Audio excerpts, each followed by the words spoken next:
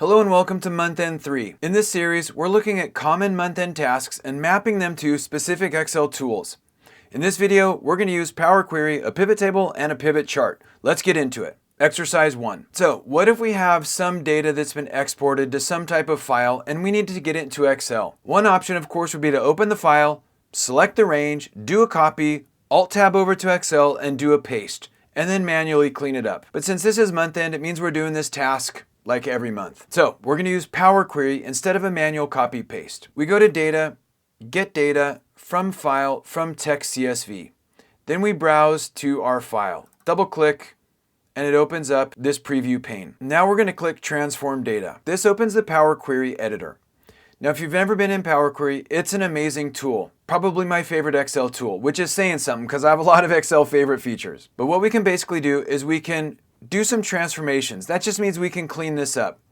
For example, we could remove some columns, we could remove some rows, we could split a column, we could do some group bys, we could replace values, and a whole bunch of other transformations. This data looks pretty clean, so what we can just do is close and load to. We want to save it in a table, in an existing worksheet, we pick our cell and we click OK. And now that data is loaded into Excel.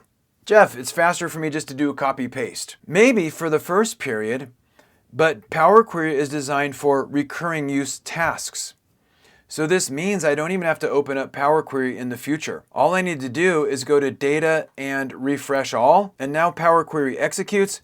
It goes to that CSV and it pulls in any additional or updated data. And that updates this results table.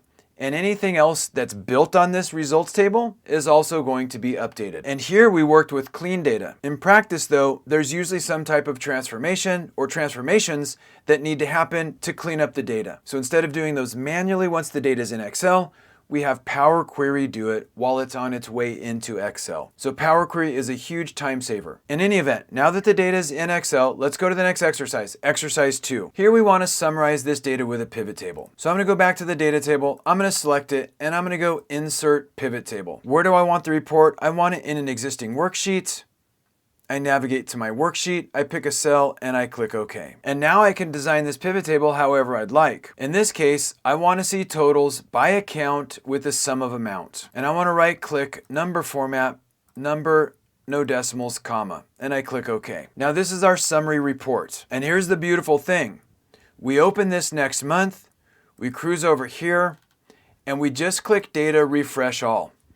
Power Query goes first and it goes to that CSV file, pulling in new transactions, and then this pivot table will be updated as well. Timeout, Jeff, what happens if this file changes names or locations? No worries, we can always change that by double-clicking, clicking the source gear icon, and then we can browse to a new location. So no worries there. So this is a flow that saved me countless hours over the years because it turns a manual copy-paste, manual reformat, build report, into a workbook that is designed for recurring use projects. Now I just update the CSV file. Hopefully I save it to the same folder and same file name, and then I just click refresh all, and I'm good to go. Now what if we need to make a chart? No worries, let's go to the next exercise, exercise 3. Here we want to create a chart that shows our values by department. Let's cruise back to our source data. Let's select the cell. Let's go to Insert, and let's select Pivot Chart. We want to save this in an existing worksheet. Exercise 3, pick a cell and click OK. And now we just want to see it by department with the sum of amount. This is a standard column chart. If we prefer a bar chart, no worries. We can just cruise up, click Design, change chart type, select bar, and click OK. And we probably don't need this legend, so we can delete that. We probably don't need these buttons, so we can right click and say hide all field buttons. And we can probably use a better title.